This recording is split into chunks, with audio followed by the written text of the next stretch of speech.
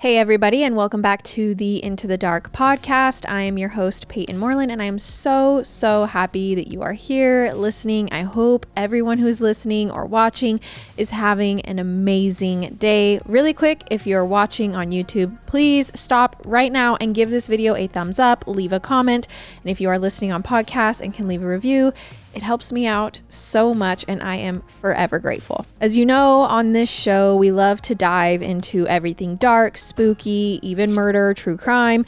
But before we do that, we always start with my 10 seconds, which is just a little icebreaker, if you will, before we get into the gritty stuff. So this week, I just wanted to give you guys an update. I have been doing good. I read all of your responses to my last 10 seconds where I talked about having a panic attack on stage at our live show, and I know so many of us are struggling, and even if it's not necessarily with panic, so many of you reached out. All of the comments were so kind, and I literally have gone back and reread every single YouTube comment, all the comments, all the DMs we got, and I just want to say thank you so much for always supporting me and for always being there. And I hope you know that I feel the same for you guys. And I hope that we can all just really find joy in this life. That being said, lately I have been on a swinging kick, and swinging at a playground, like a park, like on a swing set. I've always loved swinging, but lately when I take my walks every single day outside, I just will stop at a local park, and swing, and it's just gotten a little out of hand. I'm not gonna lie. I was on it for an hour the other day, but it feels so good, and it just feels playful, and I just put my music in and I don't have to talk, and it feels so nice. So I hope you guys can all find something like that this week. And that's my update on my 10 seconds. And with that being said, let's start the episode. Okay, so there is a question that I think everyone has asked themselves at one point or another. And it's in an extreme situation when it's kill or be killed, what would you do? Could you take someone else's life to save yourself? What if it was saving a friend, maybe a stranger, a family member? Now, thankfully for most of us, that question is purely hypothetical. We never need to learn firsthand what our own limits are. But when war came to Haarlem, a suburb just outside of Amsterdam, 3 teenage girls learned just how much violence they were capable of. See, Haarlem, the suburb outside of Amsterdam, was home to 2 sisters, one named Truus and another named Freddie, last name Oversteegen. Now, their parents divorced when they were 10 and 8 years old, respectively, and obviously this is back in 1933. And then afterward, their father wasn't really a part of their lives at all. He moved out of town, married someone new, and went on to have more kids. So basically, he settled down with an entire different family. And from that point on, Truus and Freddie were raised by a single mother who was very politically active. Their mom was a part of the local Communist Party, and she believed very strongly in equality for all people, regardless of their race, gender, or religion. Now, this set her apart from a lot of people in Europe at the time. See, the same year that the Overstegens divorced, Adolf Hitler was elected Chancellor of Germany. Now, we all know how terrible life was for Jewish people living under Hitler's rule. But even in countries like the Netherlands, where the Overstegens lived, there were rules that targeted and discriminated against Jewish people once this happened. This didn't stop refugees from fleeing to places like Haarlem, though. As bad as life could be for them in the Dutch community, it was still safer than staying in a Nazi-run country.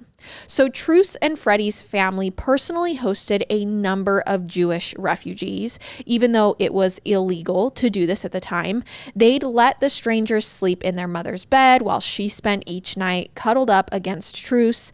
And one time the police actually caught the women with Jewish fugitives in their home, but luckily the authorities decided to look the other way. But the discovery could have gone a lot worse. I mean, Truce and Freddie's mother was risking an arrest. Even in the face of all this danger, though, she taught the young girls the importance of doing what was right, even when they might get in trouble for it. And this also meant Truce and Freddie knew how to keep a secret from a young age, because obviously they never told anyone about the Jewish families that were in their home. And when they learned the identities of other people who were harboring refugees, they kept that information secret too. This ability to stay quiet became especially crucial in mid-May 1940 when Nazi Germany invaded the Netherlands. Fighting only lasted for 5 days before the Dutch government surrendered. So by this point, Truce was 16 years old and Freddie was 14, but they remembered the lessons their mother had taught them. They opposed the Nazis and they decided to stand up to them, even if there was a cost to it. The girls and their mother ran an illegal printing press out of their home, and they published flyers and pamphlets all about how terrible the Nazi regime was and the importance of resisting them. And they'd hand these out or even cover up Nazi propaganda posters with their own anti-Nazi flyers. So Truce also got very good at graffiti at this point. So when they didn't have any flyers handy, she'd just draw symbols and slogans on the walls that made it clear how she felt about Hitler. Now again, this was risky for all three women, Truce, Freddie, and their mother. Like I said, they could have been arrested or even killed for openly opposing the new regime. But Truce and Freddie had something working in their favor, and that was their youth. They just didn't look like they posed a threat to the invading Nazis. Especially Freddie, who was only 14. She wore her hair in braids that made her look even younger, maybe like she wasn't even a teenager yet. So even when soldiers spotted her loitering on the street, maybe late at night, when she didn't have a good reason to be there, they mostly didn't give her a second look. But someone else did notice what Truce and Freddie were up to, and it was a recruiter with the Dutch resistance. Now, the resistance was a huge movement in the Netherlands during World War II. Roughly 1 out of every 20 people was part of it. Most of them distributed anti-Nazi reading material or helped bring refugees to safety, the same kinds of things that Truce and Freddie were already doing. But apparently, someone within the resistance thought that the sisters were capable of more once they found out about them. So one night in 1941, a stranger showed up at their front door and asked if he could come in. Now, the girl's mother knew who he was, and she gave him permission to talk to her daughters, and she actually left the room. She understood the importance of privacy and secrecy in these sorts of situations. So once they were alone, the man said he knew what the oversteegen women had been up to, and he was impressed with what they'd accomplished. Even more importantly, the resistance needed people who could do their work under the radar without drawing suspicion. And so it was the fact that Truce and Freddie were so young and had basically up until this point gone unnoticed by the Nazis that was really appealing to him. He believed that they could take on more important missions that were too dangerous for older, more established members. But the girls obviously would be dealing with a lot of risk. So the older sister, Truce, was immediately nervous. She wasn't sure if the man was who he said he was or if he was trying to set a trap, but Freddie was a bit more impulsive and she said she was all in. She even said on the spot that she'd be willing to kill Nazis so long as someone could point her in the right direction. So it sounds like at this point, Freddie's enthusiasm helped persuade Truce, and both of the girls decided to join. Now, obviously, the girls knew the risk they were taking, but it's safe to say that their biggest fear was about to become true. Because a little while later, they would go on to meet with their recruiter again. And this time, they weren't going to meet him at their house, and their mom had not come with them. So it was just the two girls meeting him somewhere. And unfortunately, the man pulled a gun on the two girls and announced that he was actually a member of the German secret police. He had lied to them. This was literally worst case scenario. This was what they were afraid of. His story about working with the Dutch resistance had all been a front, and he'd tricked them into committing treason. Now, this man told Truce and Freddie that the only way to save themselves from prison was to cooperate fully. Then he asked them to tell him where various Jewish refugees were hiding, and he'd let them go. Now, the girls did know the information he was looking for. They could have easily given up those fugitives to protect themselves, but they didn't. Truce and Freddie had spent their entire lives with the understanding that you don't betray your comrades, even if your life is at stake. So instead of answering the man's questions, the two girls decided to attack him. Freddie pulled off her shoes and used them like weapons. She hit the man with them. Truce charged him.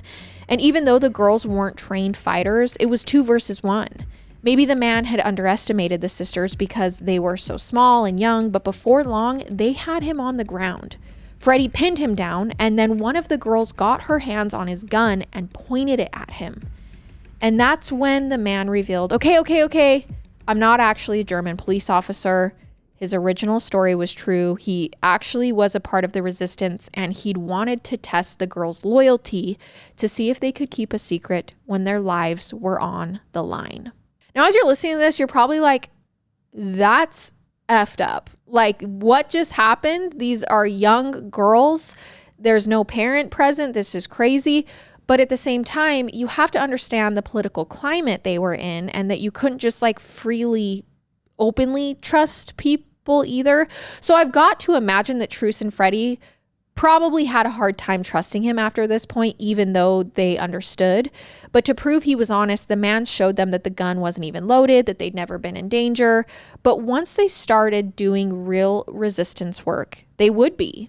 So Truce and Freddie had proven that they were willing to take on the risk, at least kind of. They still didn't know exactly what kind of work they'd be doing with the resistance. The man had been pretty vague about it. He talked about dangerous missions, but he hadn't shared many details about what they involved. So the girls forgive him for this little test, and they decide to move on. And it was only after Truce and Freddie enlisted that they learned they needed to take shooting lessons to become familiar with guns. And they would do marching drills with other recruits deep in the woods. It was literally like they were forming an army. Now, before long, they started getting real missions. And since they were young and new to the resistance, they were usually paired with other more experienced freedom fighters. But that doesn't mean their early tasks were low stakes or simple. Truce and Freddie sabotaged railroad tracks and bridges. They had to blow up at least one freight train. And later missions included planting bombs in a power plant and in a movie theater that screened pro-Nazi propaganda films. I'm including this so you understand that this was very intense work. They also accepted assignments to transport illegal goods all over the city. Sometimes it was propaganda pamphlets and newspapers, kind of like what they were used to. But on other occasions, the sisters would carry weapons to different resistance members. Some days they'd hang out around town, smiling and acting sweet and approachable. They'd strike up conversations with Nazi officials or find an excuse to sit close enough to them to overhear what they were saying to each other. Amazingly, Freddie and Truce figured out where many troops were stationed, and they'd pass that information along, and it made it all the way to the British Army, who needed the intel for their military strategy. So foreign governments were literally planning attacks around what Truce and Freddie managed to learn in their small town. So one night, the resistance leaders gave Truce and Freddie an especially dangerous assignment. They knew a high-ranking German officer was going to be at a particular bar at a specific time.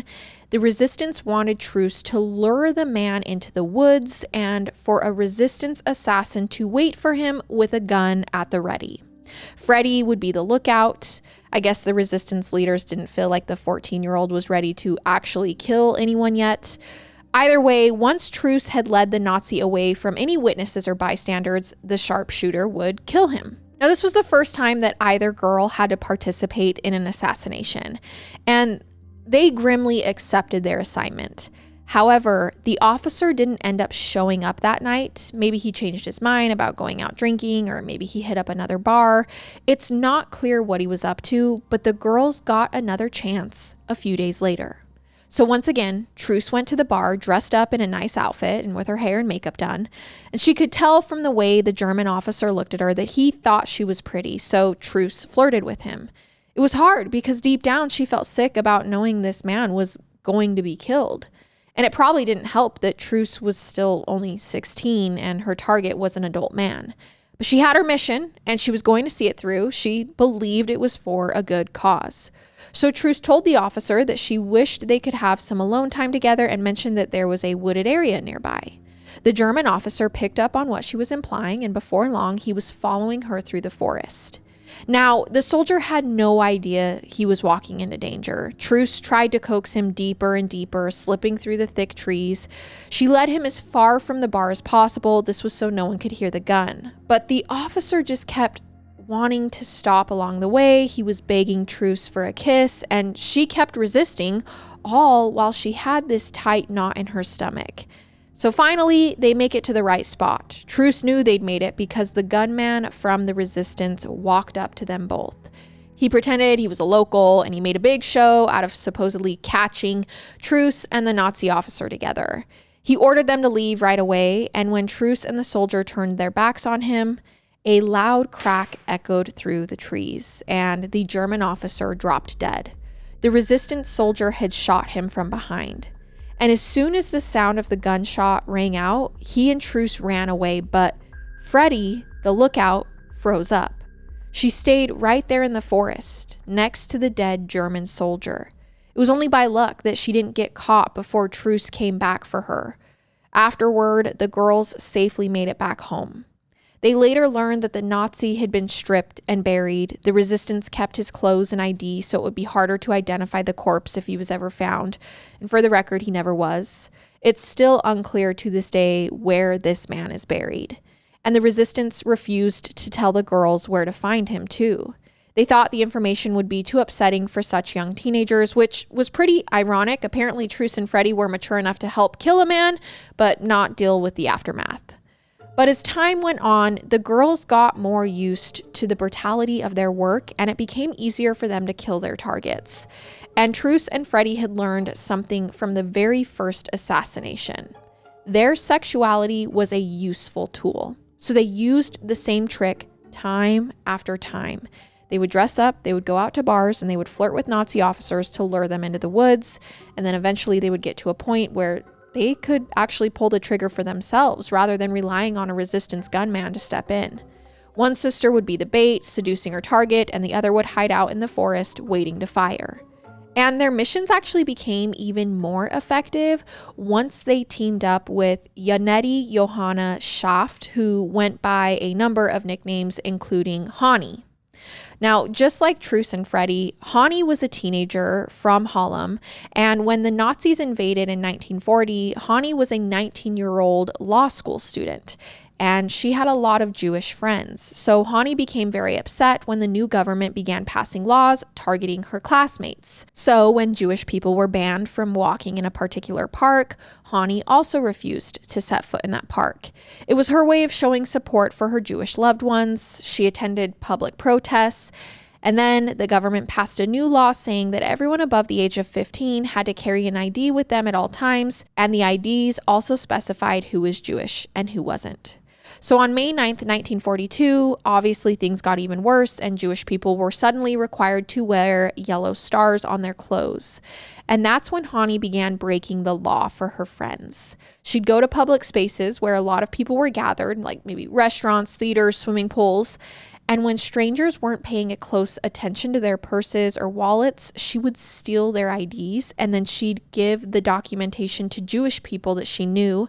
That way they had the option not to wear the yellow star. And if a German officer ever saw them and asked for identification, Hannie's friends would have a valid ID card that they could show. And it said they weren't Jewish, and so technically they weren't breaking any laws.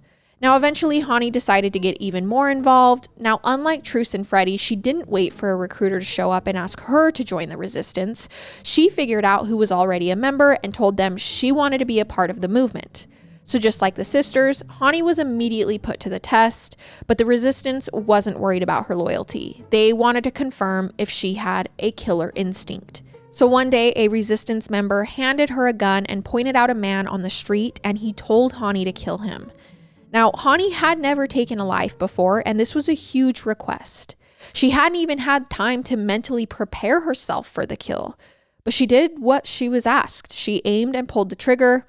Obviously, nothing happened. The gun wasn't loaded, and her target wasn't a Nazi. He was a member of the resistance who'd helped set up the test. So after Hannie tried to kill him, he came over and shook her hand.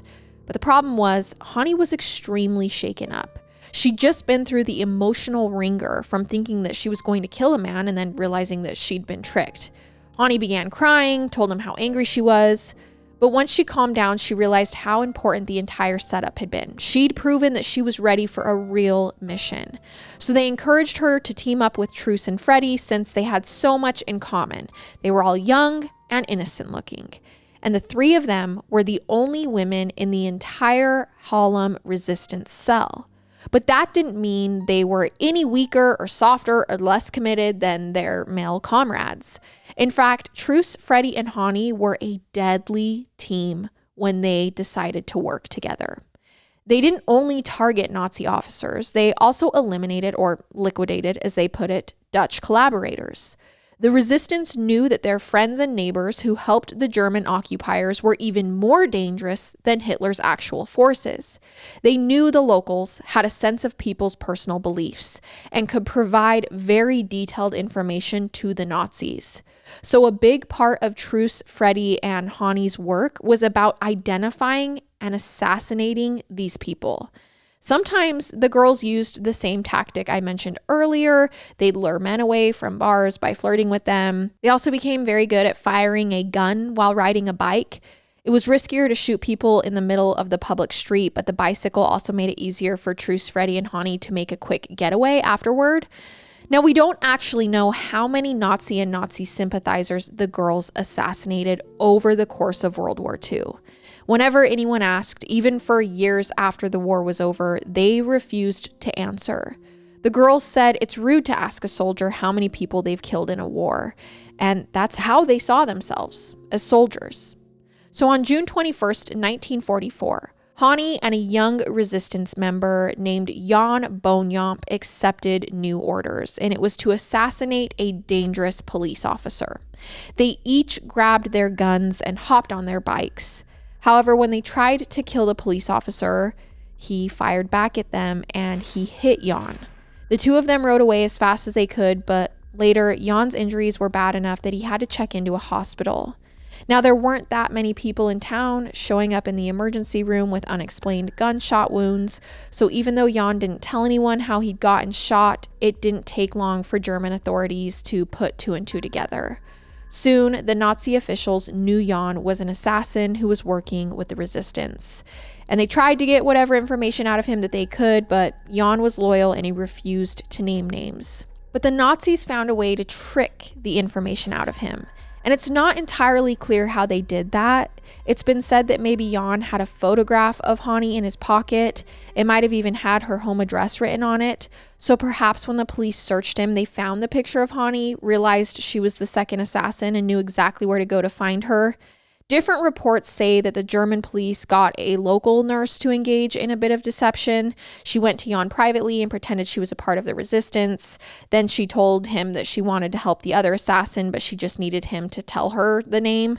Either way, somehow while Jan was in the hospital, the authorities figured out who Hannie was and where she lived. And the records from the time aren't great, and I'm not sure on the details, but somehow the actual leaders in the resistance realized that she'd been compromised. So once Hannie realized that she'd been exposed, she had to go into hiding. So she stayed in Harlem so she could keep working with Truce and Freddie, but Hannie got a new ID card with a new name on it. And on top of that, she dyed and straightened her hair. She actually naturally had vibrant red curly locks, but now she was a wanted criminal, so she used black hair dye. This disguise worked well for Hannie for almost an entire year. Really, no one gave her a second look until March 21st, 1945. So that day, she was on a scouting mission, and like always, her hair was straight and dyed black. By this point, the war was close to coming to an end, and the Nazi forces were cracking down on the local populations. It was like they knew that their time was limited, and they were lashing out at the few remaining people who weren't powerful enough to stand up to them. So the police officers set up roadblocks and forced every person who passed to show their ID. And it didn't matter whether someone actually looked suspicious or if they'd been doing anything illegal, everyone had to show their identification. And when Hannie went through, the police asked to see what was in her bag. Now, this was a problem because Hannie had a bunch of anti-Nazi propaganda papers with her. And as soon as the officers saw them, they arrested her. Now, at this point, they had no idea that Hannie was a wanted assassin or she was using a fake name. They were really only focused on the pamphlets. But as part of the check-in process at the jail, Hannie had to take a shower. And as soon as the water hit her head, the black homemade dye that she had been using started to run, and that clued the Nazis in that she was probably hiding her real identity. So they forced her to scrub with shampoo until finally her original curly red hair showed through, and that's when they realized who she was. Now afterward, Hannie was tortured for information, but she barely gave anything away. She only shared a few details. Specifically, Hannie took credit for all the liquidations that she'd performed. She didn't say who she'd worked with or betray any members of the resistance, but she wanted the Nazis to know just how many people she'd killed. She wasn't just bragging. She actually saved lives by confessing. She knew of 5 other prisoners who'd been captured, and they'd been sentenced to death for assassinations that were actually her doing. So when Hannie said she was the real killer, she convinced the authorities to let these prisoners live. But other than that, she didn't give them any information that they could use to hurt the resistance. Now, once the Nazis realized that Hannie wasn't going to break, they sentenced her to death, and her execution day was on April 17th, about a month after her capture. 24-year-old Hannie climbed into a car, and some officers drove her to a remote area outside of town to shoot her. It was definitely a lot more like a murder than a state-sanctioned execution. This might be because the Nazis had actually signed an international agreement saying they weren't going to execute any more prisoners of war. So when they decided to kill Hannie, they technically broke their promise and the law. This obviously didn't stop them from going through with the killing. It just meant that they went out of their way to hide what they were doing.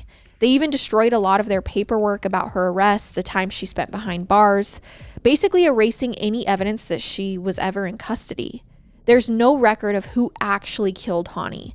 But we know the first shot missed. It grazed her ear but didn't seriously injure her. And she said, "Ouch, idiot, I shoot better." Those were her last words. Her killer then pointed a gun at her and fired, and this time he didn't miss.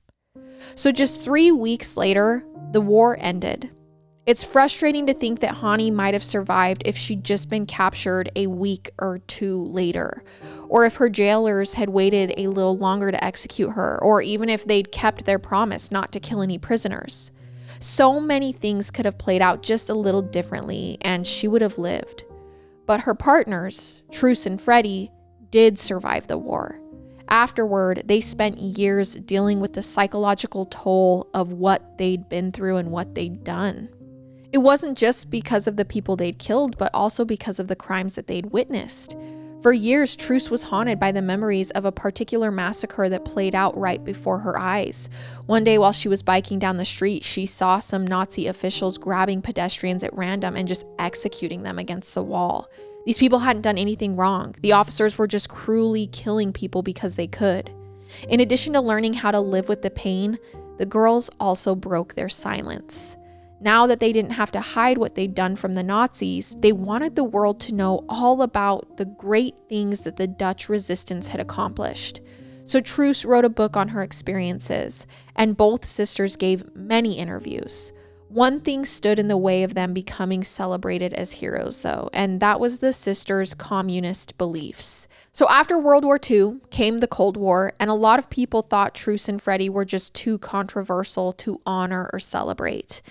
Eventually, Truce said her beliefs had changed. She wasn't a communist anymore. Meanwhile, in interviews, Freddie refused to answer questions about her political leanings. Neither one openly supported Marxism anymore, but they were still met with suspicion. However, Hannie became a celebrity. It may have helped that nobody knew what her political beliefs were before she died. She never said anything to indicate she was a communist. So while Truus and Freddie stayed in obscurity, officials in the Netherlands named roads after Hannie. Movies were made about her life story. It took decades before the sisters got any kind of recognition in their home country, and by and large, the international community didn't learn about them until after they died and their obituaries revealed everything that they'd done. Truus passed away in 2016, and Freddie followed in 2018. They both were 92 years old. And it's not too hard to see why the legacy they left behind was so complicated. Setting aside their personal communist leanings, Freddie and Truus's work was the sort of thing that you wouldn't usually celebrate. Most of the time, luring countless men to their deaths would be a bad thing. It would be an episode that we would talk about. But this case is the nature of war. People go to extremes to help their cause. And from the sound of it, Truus and Freddie had to spend years afterward coming to terms with what they'd done. Even Hannie had symptoms that were consistent with PTSD before her execution. Either way, it's clear that they all paid a toll with their lives, their sense of safety, their mental health. The rest of us can only hope we'll never have to be put in a situation where we have to make such difficult life or death choices. And that was the story of Hannie, Truus, and Freddie. It's definitely a corner that we haven't really explored on Into the Dark. War and two sides of it, and right and wrong, and when is it okay and when is it not. And honestly, it's not a black and white answer either. Like, there's so much gray to this, but I felt like Truus and Freddie and Hannie's story needed to be told, and I hope that you found it interesting with the little history aspect. So thank you guys so much for listening, and I'll be back with another episode next week as we go further into the dark together. Goodbye.